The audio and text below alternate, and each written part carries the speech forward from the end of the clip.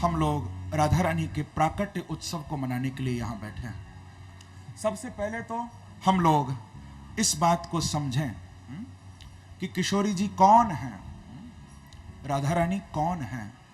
कुछ कहते हैं कि राधा रानी तो कृष्ण की प्रेमिका हैं, प्रेम से कहो श्री राधे, वो कृष्ण की प्रेयसी हैं, लेकिन ऐसा नहीं है।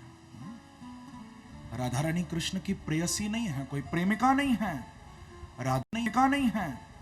राधा तो कृष्ण की आत्मा है बंधु। जैसे कि आप लोग देखते हो मेहंदी के पत्तों को, मेहंदी के पत्ते कैसे होते हैं? हरे होते हैं ना, और उनको जब घिसा जाता है तो लाल हो जाते हैं। कोई दूर से देखकर कह सकता है कि ये लाल भी होंगे, देखने में तो हरे लग रहे हैं, लेकिन जब उनको घिसा जाता है तो वो लाल भी हो जाते हैं। बंधुओं, जैसे कि मेहंदी के पत्तों की हरियाली में ही लाली छुपी हुई है, ऐसे ही बांके बिहारी में ही वृषभानु की लाली छुपी हुई है, मेरी राधा रानी छुपी हुई है। मैंने कहा था ना, ये एक प्राण दो देह हैं दोनों। कृष्ण के अंग में ही मेरी किशोरी जी छुपी हुई है, एक प्राण दो देह हैं दोनों। प्रेम से कहो श्री राधे। पुराणों में तो राधा रानी के जन्म की अनेक कथा आई हैं। ब्रह्म वैवर्त पुराण में जब भवानी पार्वती भगवान शिव से पूछ रही हैं, प्रश्न कर रही हैं कि हे भोलेनाथ, आप मुझे थोड़ा राधा रानी के बारे में बताइए। ये बात पूछी है भवानी पार्वती ने भगवान शिव से ब्रह्म वैवर्त पुराण में। तो उस समय भगवान शिव ने भवानी पार्वती को क्या कहा है कि मदिष्ट देव कांताया राधायाश्चरितं सती अतीव गोपनीयं च सुखदं कृष्ण भक्तिदं। भगवान शिव कहते हैं पार्वती को कि देखो भवानी पार्वती, राधा कौन है? मदिष्ट देव कांताया, राधा रानी मेरे इष्ट की कांता है, उनकी प्राण है। शिव के इष्ट कौन हैं? शिव के इष्ट हमारे बांके बिहारी हैं। शिव निरंतर कृष्ण का ही तो ध्यान करते हैं। हस्ते क्षमालां हृदय कृष्ण तत्वम जिह्वा भागे वर कृष्ण मंत्रम यनमस्तके केशव पाद तीर्थम शिवम महाभागवतम नमामि।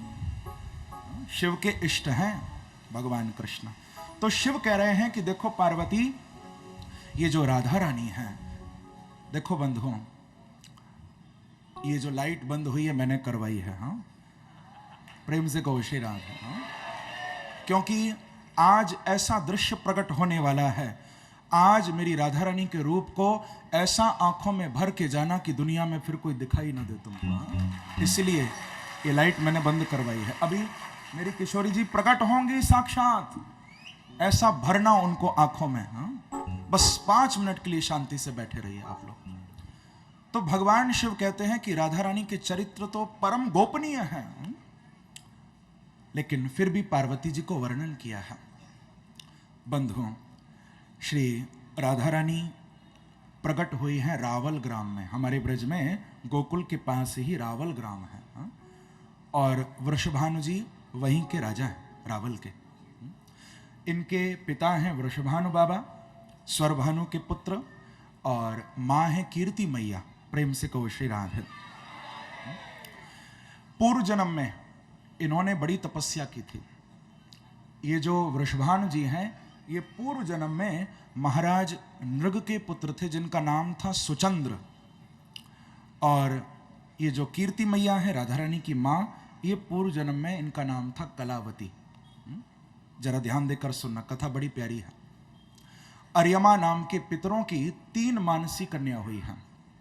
इसका वर्णन गर्ग संहिता में श्री गर्गाचार्य जी महाराज ने किया है, बड़ा अद्भुत, कि कलावतीं सुचंद्राय हरेरंशाय धीमते वैदेहाय रत्नमालां मेनकां च हिमाद्रये।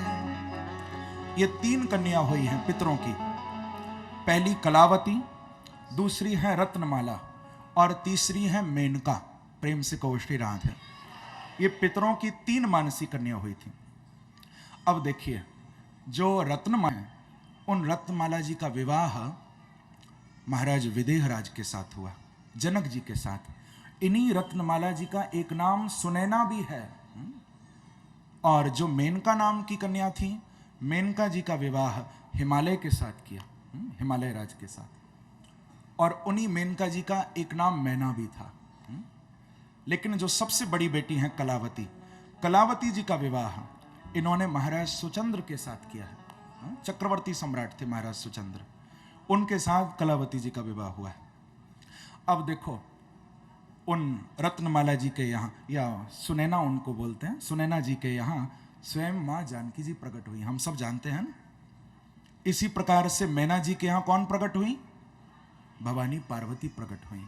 लेकिन कलावती जी की गोद सूनी रह गई है। इनके यहाँ कोई संतान नहीं हुई थी। तो महाराज सुचंद्र और कलावती जी ये दोनों ही नैमिषारण्य गए हैं। और नैमिषारण्य में जाकर इन्होंने ब्रह्मा जी की बहुत कठिन तपस्या की है, बहुत कठिन तपस्या। ब्रह्मा जी इनको दर्शन देने के लिए आए तो ब्रह्मा जी से प्रार्थना की कि हे ब्रह्मदेव, हमारी गोख सुनी है, हमारे यहाँ कोई संतान नहीं हुई, आप कृपा करो। तो ब्रह्मा जी ने सुचंद्र और कलावती दोनों को कहा कि देखो, आप संतान के लिए तड़प रहे हो, चिंता मत करो, इस समय आप जाकर स्वर्ग में सुख भोगो, लेकिन कालांतर में जब द्वापर युग आएगा तो आप दोनों ही ब्रज में जाकर वृषभानु और कीर्ति बनोगे और आपके यहाँ उस समय स्वयं आदि शक्ति श्री राधा रानी प्रकट होकर आएंगे। ऐसी आज्ञा भगवान की हुई है, ये ब्रह्मा जी ने कहा है। ब्रह्मा जी कहते हैं कि आपके यहाँ राधा रानी प्रकट होंगी। और जानते हो बंधुओं, ब्रह्मा जी स्वयं राधा रानी का दर्शन करने के लिए ब्रज में आए थे। ये बात लिखी है ब्रह्मवैवर्त पुराण में कि 60 वर्ष सहस्त्राणी तपस्तेपे पुरा विधि राधिका चरणाम बोझ दर्शनार्थी च पुष्करे। आप लोग जानते हो कि ब्रह्मा जी पुष्कर में बैठकर तप कर रहे हैं। ब्रह्मा जी पुष्कर में बैठे हैं। ब्रह्मा का केवल एक मंदिर है दुनिया में, पुष्कर में, वहां बैठकर ब्रह्मा जी तप कर रहे हैं। लेकिन किसका तप कर रहे हैं? ब्रह्मवैवर्त पुराण में लिखा हुआ है कि वहां बैठकर ब्रह्मा जी श्री राधा रानी का ही ध्यान कर रहे हैं।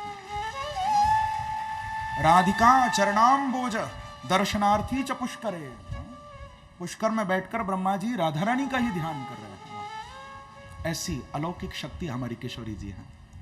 तो ब्रह्मा ने आशीर्वाद दिया था बंधुओं, और यही दोनों सुचंद्र और कलावती जी, ये दोनों आए हैं ब्रज में। ये महाराज वृषभानु तो सुरभानु जी के यहाँ प्रकट हुए, और महाराज ये कलावती जी कीर्ति मैया के रूप में प्रकट हुए हैं। और इन दोनों का विवाह संबंध नंद बाबा ने कराया, ऐसा गर्ग संहिता में लिखा हुआ है। वृषभानु जी का और कीर्ति मैया का विवाह ये नंद बाबा ने करवाया था। दोनों का विवाह हुआ है, लेकिन दोनों को ही अपने पूर्व जन्म का स्मरण था कि हम पूर्व जन्म में कौन थे और क्या ब्रह्मा जी ने हमको आशीर्वाद दिया था, अब क्या होने वाला है, दोनों को मालूम था।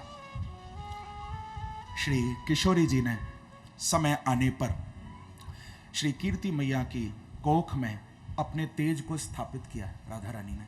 लेकिन कीर्ति मैया की कोख से प्रकट नहीं हुई है किशोरी जी, अयोनिजा हैं। केवल राधा रानी का तेज कीर्ति मैया की कोख में आकर विराजमान हुआ है। बाकी एक दिन दोनों वृषभानु बाबा और कीर्ति मैया ये दोनों ही यमुना में स्नान करने के लिए गए हैं बंधुओं। और जैसे ही यमुना किनारे पहुंचे हैं तो उसी समय भोर में अमृत बेला का, ब्रह्म बेला का समय है, उसी समय यमुना जी के अंदर से एक सुंदर कमल प्रकट हुआ है और उस कमल की कर्णिका पर साक्षात मेरी राधा रानी प्रकट हो गई। बोलो राधा रानी की जय जय श्री राधे, जय जय श्री राधे, जय जय श्री राधे। कमल की कर्णिका पर साक्षात मेरी किशोरी जी प्रकट हुई हैं और वृषभानु बाबा तो खुशी से झूमने लगे, नाचने लगे हैं। आज किशोरी जी को, राधा रानी को वृषभानु बाबा ने कमल की कर्णिका में से उठाकर और कीर्ति मैया की गोद में दिया है।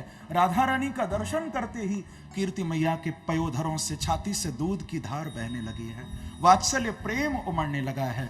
और अब तो महाराज सारे ब्रज में खबर फैल गई है, दूर दूर से सब ब्रजवासी आ रहे हैं। चलो वृषभानु गोप के द्वार, सब गाते हुए बड़े भाव से आ रहे हैं। राधा रानी हमारे बीच में प्रकट हो चुकी हैं, आइए बड़े प्रेम से गाइए। किशोरी कुछ ऐसा इंतजाम हो जाए, ओ किशोरी कुछ ऐसा इंतजाम हो जाए, ओ श्री राधे कुछ ऐसा इंतजाम हो जाए, कुछ ऐसा आपको राधा रानी का दर्शन हो रहा है ना?